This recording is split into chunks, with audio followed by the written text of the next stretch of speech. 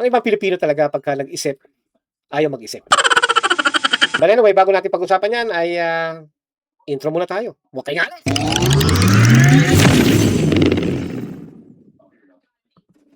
Alright, back to Excellent Pushback. My name is XP and by the way, this used to be Pinoy Xer. But the thing is, pinalitan ko po ng channel ito in that way ay para tayo ay may pushback sa mga taong dakdak ng dakdak pero hindi alam kung ano yung sinasabi. But anyway, umpisa na po natin yan. No? Huwag na po tayo paligoy-ligoy pa. Another idiot ang nagsalita sa social media na tungkol daw sa confidential fund ni Vice President Sara. Anyway, hindi natin alam kung itong taong ito ay naglilito lamang o talagang, tanga? But anyway, tulungan natin si Manang. No? Si Manang Bel Quinones kung ano ba talaga ang dahilan kung bakit ang Vice President Sara ay merong confidential fund. Okay? Pero bago yan, panoorin muna natin ang kanyang sinabi sa social media at sagutin po natin. Okay? Alright, here we go. Muna natin, bago ko naman sasagutin. Ang confidential funds, marami kaming pinaggamitan. Related siya lahat sa national security. Mga threats to criminality, insurgency, violent extremism. Alam niyo yung nagpapasabog ng bomba, yung mga ganon. Dahil sa kanilang ideolohiya, ganyan. Merong recruitment sa ganyan. Tapos, terrorism. So narinig na po natin na sinasabi niya is ginamit niya yung confidential funds niya sa national security. Para po sa akin hindi po trabaho ng Vice President ang trabaho ng Secretary of National Defense at mas lalong hindi po trabaho ng Vice President ang trabaho ng Pangulo bilang Commander-in-Chief. Simplihan na po natin ang sagot yan. Diretsahan na rin kasi mismong ang Vice President nang nagsabi, diba? At yung sinasabi niya na extremist, na yung may sinasabi pa siya na pagpapasabog at yung terrorism, hindi na po yan trabaho hindi na po yan trabaho ng Vice President. At hindi na po yan ginagamitan ng confidential funds. Kasi ginagamitan na po yan ng intelligence operation. Yung mga sinasabi niya na extremist, yung mga sinasabi niya na terrorism. Trabaho na po yan ng national defense. So, yung confidential funds na sinasabi niya kung saan niya ginastos, malabo pa sa malabo. Yun. Palay National Defense Arm. Okay, sagutin natin ang sinabi ni Manang Bel Quinones, no? Hindi ko lang kung ikay Batanggenyo, mukha kang Batanggenyo, pambihira, pareho tayong Batanggenyo, magkakaano pa tayo. But anyway, sagutin kita.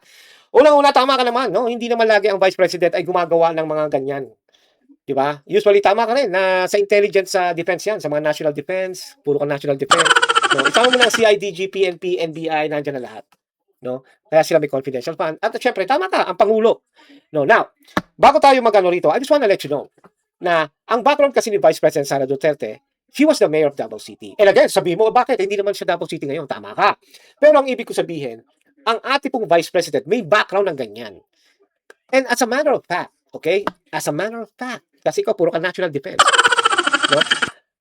Bago nag-team up ang dalawang yan, si Bangag at saka si Vice President Sara, malamang sinabi ni Vice na, okay, I will accept your offer. Sinashortcut ko na lang, huwag na natin isama rito na pinilit ng mga Marcos Bangag na makasama si Sara dahil hindi sila mananalo kay Leni Robredo, okay? Kaya kung Bangag ka, pasensya na. Real talk lang. Anyway, hindi natin alam kung ang dalawang yan ay nag-usap na kung ako ay kasama sa'yo, ay di itong deal. Kasi tama naman yan eh. Kung may nagyayaya sa'yo bilang partner mo o sa grupo mo, di ba dapat makikipag-deal ka? If you went to college, alam mo yan. If not, hindi mo alam, di ba? Kaya kung gagawa ka ng grupo, syempre makikipag-deal ka. Itong gusto ko. Tama ba to? Pag-usapan natin, okay ba? So ganoon na lang, shortcut na lang. Si Vice President Sara, malamang sinabi niya yan kay Bangag. At sinabi niya na, okay, sasama ako, pero isang condition, sana, maituloy ko ang paglaban ko sa mga rebelde sa Pilipinas. Oh. Di ba dapat matuwa ka pa? Dahil ang ultimong mismong Vice President na babae lumalaban sa rebelde, kaya mo yon? Kaya yung sinasabi mo na ang kailangan lang talaga sa mga confidential fund o intelligence ay national defense, puro ka national defense at ang commander-in-chief, no? Sana sinanong man lamang ang PNP ko naman, o NBI, magdagdag ka para naman talino effect, di ba? Tama ka doon. Pero again, kasi sabi ko na sa'yo, what if they, di ba? And we know that Mayor or former Mayor Sara Duterte used to be like that. No? She was the small commander-in-chief sa Davao City. At alam naman natin na may proven na ang mga NPA na yan, talagang kalaban na nila ang Duterte kasi sila ang dahilan kaya humina ang mga mokong na yan. Di ba? Now, kung iisipin mo mabuti, Manang, di ba? Yung sinabi mong pagpapasabog, yung papapaganito, Those are came from the rebels. Ganun ang mga NPA. Ikaw naman, kung nag-college ka sana or nanonood ka sana ng news back in 90s, malalaman mo yan. Pero kung iniisip mo lang yun ngayon, kung tatanga-tanga ka mag-isip, ay talaga nga tanga ka. Di ba? Yun ang ibig sabihin. Pero kung iisipin mo mabuti, you should be happy dahil ang Vice President ay tumutulong sa mga intelligence unit. Di ba?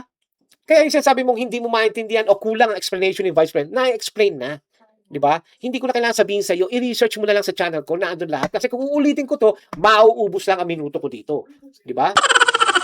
Yun lang po. Now, ngayon, explain ko lang sa iyo quick. Can a Vice President have confidential fund? Sabi sa law, yes. Why? If the Congress will allow it. If the President will allow it. Which both, they allow it before they start separating each other. Di ba? Una, magkakampi sila, di ba? You know unit team? Alam mo siguro ang unit team, right? O okay na kanila samahan, right? Remember, nung pumunta ng Lagapro si Bangag, pinahawa kay Sara yung bansa, right? Oh, that's part of intelligence too. And remember, Sara Duterte also is one of the chairman ng NTF-ELCAC. You know NTF-ELCAC, right? Oh, yun lang ang ibig ko sabihin. Now, it says here na sa national budget, however, the use of this fund is strictly restricted to lawful government. Now, ginamit ni Sara lahat yan sa law, sa intelligence. Kaya nga alam niya na si Castro, sila Brosa, sila Manuel, yan ay mga NPA talaga. And they protect the NPA. Even the lawyers na yung mga nagtatanggol sa mga makabayang block, those are NPAs too. And even here sa United States, may mga ganyan din. Dito sa US, kapag nalaman na ikaw ay NPA o rebel, hinuhuli ka dito. I-google mo nang maintindihan mo. Diba? Now, ang sa akin lang dito is kung pumayag ang presidente noon at ang Congress, nabigyan siya ng confidential fund, anong ibig sabihin nun? Ibig sabihin nun, tumutulong siya sa mga AFP, sa PNP, sa NBI. And it's a good help that the Vice President is helping. And as a matter of fact too, Mr. Bel Quinones, she was also the DepEd Secretary. And before that, I want to let you know that the Bangag is promised her na siya magiging Defense Secretary. Pero for some reason, she ended up in DepEd. But still continue with the confidential fund dahil alam natin, kung may anak kang sa college, o kahit sa high school na lang, dahil ngayon ang mga NPA, instead na college lang ang kanilang recruit, nagpo-promote na sila sa high school at saka sa elementary. Di ba? Oh, can you imagine that, Bel Quinones, kung ang isa sa anak mo, kung may anak ka, ma-recruit, ano magiging feeling mo? Sasabihin mo, sana pala, kahit pala kagawad, nagkaroon na rin ng confidential fund. Di ba? So the more the better. Mas maganda nga yun eh. Lahat ng opisyal ng gobyerno ay nagtutulong-tulong para mahuli ang mga hayop na mga rebelding yan. Which sila ang dahilan kung bakit hindi umaangat ang Pilipinas. You know that already. If you step in the college and if you really read or read the history from 1986 to present, basahin mo. There's also a book about the rebel. Basahin mo nang malaman mo. Now, we're just talking about Vice President. Yan ang ginawa niya. Alam mo ba si Castro, yung dating congresswoman ng ACT, di ba? Yung mga ACT teacher yun, napatunayan ni Vice President Sara na siya ay NPA. Sila Brosas, sila Manuel. Si Serdanya ngayon, alam niya NPA din yan. Now, think about it. Kung ikaw halimbawa, napagbintangan kitang NPA, wala kasi akong confidential fund eh.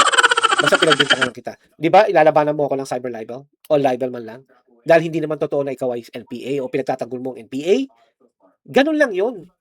Di ba? Pero kay Sara, dahil may intelligence fund siya, nagbibigay siya sa mga undercover agents para malaman nila at ma-monitor kung sino itong mga to. And she positively alam na itong mga to ay mga NPA. Did they file a libel kay Sara Duterte? Hindi. Instead, nakipagtulungan sila kay Tamba at buyuin si Tamba para ma-impeach. Dahil as a matter of fact, sinet up din si Sara Duterte sa confidential fund. And she knows that. Akala niya kasi ang kanilang unit team ay magiging permanent hanggang sa matapos ang term ni Bangag. Pero hindi pala, ginamit lang siya. Well, that's a different story. All I'm saying is that in general, a vice president can have confidential fund, but only if the nation legislature explicitly authorized and approved them in the official budget. And that was happened.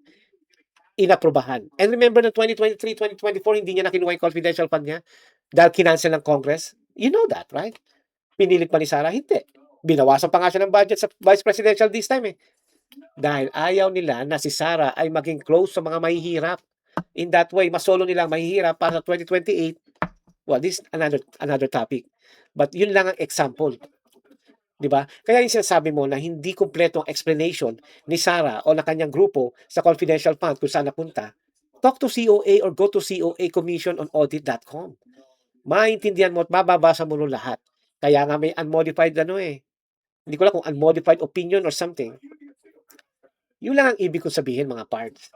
Sa mga tao mga ganito, if you are going to say something, make sure yung babalikan nyo muna bago ka dumakdak. Kasi nga, tama ka naman, hindi naman kita kinokontra na confidential fund dapat sa mga intelligent group lang. Pero Sarah has a background on how to fight the terrorists. At yan ang ginawa nila, nag-usap sila na I wanna be part of it. There's nothing wrong with that, Miss Bel Quinones, na mag-produce ka ng bilang labanan mo. Kasi it's for your country naman eh. It's not for her, right? Is it for her? No. Dahil alam niya na ganyang kawalang niya ang mga NPA. Anyway, ang aking pong pushback dito mga parts ay let's just not judge right away. Alamin niyo muna ang history kung bakit niya ginawa to at bakit niya gustong gawin ito. Yun lang po yun. At sa mga iba naman po, wag po tayong masyado magpapadala sa mga trends. Don't be like a herds na nagpapadala lang. Kailangan mag-research kayo mabuti. Kung pwede ba? Bakit? Mali ba? Bakit? Yun lang po yun. Okay? Alrighty, hanggang dito lang po at sana po ay may nakuha kayong magandang topic dito at syempre nga po ay katulad ng sinabi ni Bel Quinones, national defense. Anyway, ang akin lang po to before we go is our Sara Duterte. You may try to destroy her. You can skin her alive, burn her, and throw her ashes to the wind. But let it be known, you will find VP Sara Duterte unbowed, just like Filipino. Di ba? At syempre po, at ang ating pong idol name sa isa, ito naman. If I am the only one left standing, I will stand. But for me, I will stand with Senator Marcoleta also. Okay? Alrighty, at sana po ay magkikita tayo ulit. Medyo matagalan tayo nawala dito. At please continue subscribing sa Excellent Pushback. And this is my second channel. My first channel is Pinoy Lens. Panoorin din po natin yan. Okay? Alrighty, hanggang dito na lang po. At ingat po kayo diyan. And good luck, Pilipinas.